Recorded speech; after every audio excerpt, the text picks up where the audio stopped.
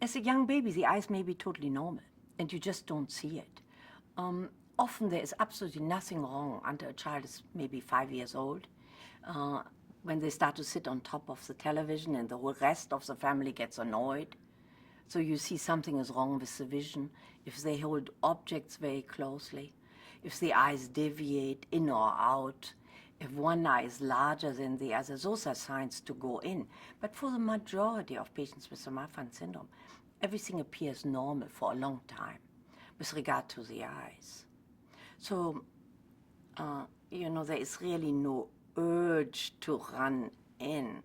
And that's why you have these early years of basically normal visual development in patients with the Marfan syndrome.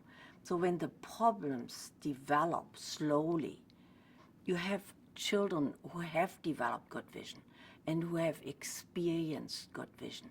And you have a time that is there for you to recover that good vision by using optical corrections and figure out what's going wrong and correct for it. And in all probability, the vision will come back and the visual prognosis will be good for patients with the Marfan syndrome. This is very much in contrast to children who have a congenital cataract.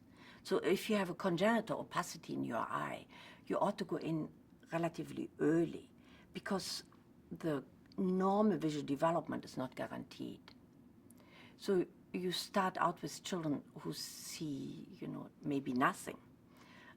Their visual development doesn't happen because there is maturation between when you start to see, it has to go into the brain and it matures and you learn to see. Whereas Marfan children all have learned to see, and usually in both eyes. So you have in many ways an easier situation to deal with the optical problems that you encounter in the Marfan syndrome. There's a lot of variability in this disease. A majority of children don't have problems until they're 5 or 6. Then the children, get to the age where they want to drive a car, they become teenagers, and their vision may be 20/40, 20/60, not quite as good as the siblings, and the family gets concerned. And I think that's really the time when you need to just be even more aggressive in trying to correct the visual acuity. But it can usually all be done and handled.